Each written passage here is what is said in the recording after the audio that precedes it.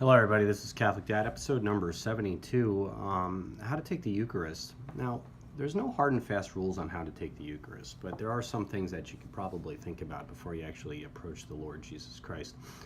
So we as Catholics believe that the Holy Eucharist is the true body of the Lord Jesus Christ, and the wine is, the blood is the true blood of the Lord Jesus Christ. Now, it used to be, in years gone by, that you could only take it on the tongue with your mouth open, and usually you took it on the knee. But now you could, the church has really liberalized on the way that you can take the Eucharist. You can take it standing, you take it in the hand, you take it on the knee, you can take it, and it's become the choice of many people. And so what the church decides, I have to respect as an obedient, loyal Catholic. And so I'm not willing to say that it's wrong to take it anyway or right to take it anyway.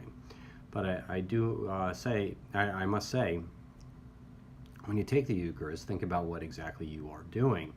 If you are actually approaching the altar of the Lord to receive the Holy Eucharist into your body, which is the pinnacle of our Catholic faith, then how should you do it? Should you just take it in your hand? Should you take it in your mouth? I would guess probably take it as reverently as you feel, as you can, really. And if you take it in the hand, sometimes I feel like that's just taking change at the grocery store. Like somebody just goes, here you go, take it, boom, done. But if you take it in the mouth, you at least know there's something special going on. This is a bigger deal. How many times in your life do people actually put things in your mouth? That's like rarely, right? This is unusual that people will feed you or give you drink or whatever else. I think so. That kind of raises the scepter of how special this event is. That if you actually allow some other human being to put something in your mouth, that raises the scepter of how special this possibly could be. And I think it probably increases the reverence of the event. In addition, when you pass the Holy Eucharist about, it's a wafer tablet there of bread, that you also break it into little pieces, right? You break it into little pieces when you hand it here, you put it in your hand, take it out of your hand, put it in your mouth. And so you don't want to be breaking pieces off and flaking them on the floor. That's probably not a good idea either. Now, how about kneeling? So you can actually kneel go on your knees, and then somebody can place the host within your mouth. It used to be that there were altar rails in Catholic churches where people would line up along the altar rail, and the altar boy would have a paten, and it's like kind of a brass plate that goes beneath your mouth to catch any falling pieces of the Lord.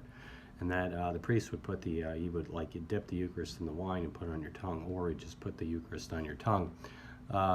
Taking it on a knee, I think, is really a kind of a high point of reverence. How many times in your life do you actually kneel before another human being in reverence? I would say virtually none, right?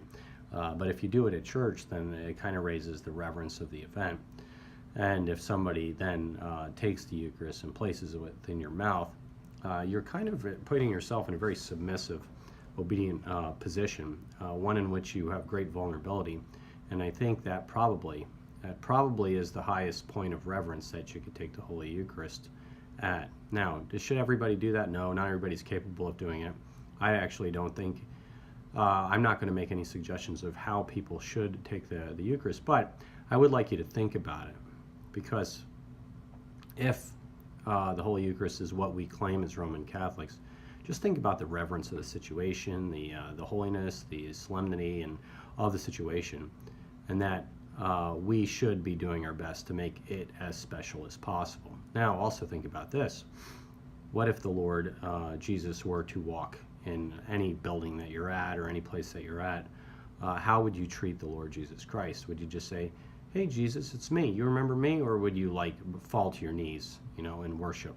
Or would you, I don't know what I would do. I mean, I'm just raising that as a possibility, but you do know you wouldn't stand up bigger than him, you wouldn't get higher than him, and you wouldn't say, here I am. You would actually, you would be submissive, and you'd be obedient, and you would be reverent to the Lord. And therefore, I mean, my great preference is you take the Eucharist on the knee. I wish there were altar rails back in the churches so it wasn't so arduous and difficult to do, and also that you didn't look like a fool to other people that when you were doing it. Not that I really care about that, but the church, I think, should probably get back to more traditional ways of receiving the Holy Eucharist, because it is that important. And so this is Catholic Dad, just something to think about. How should you take the Holy Eucharist? Lots of ways to do it.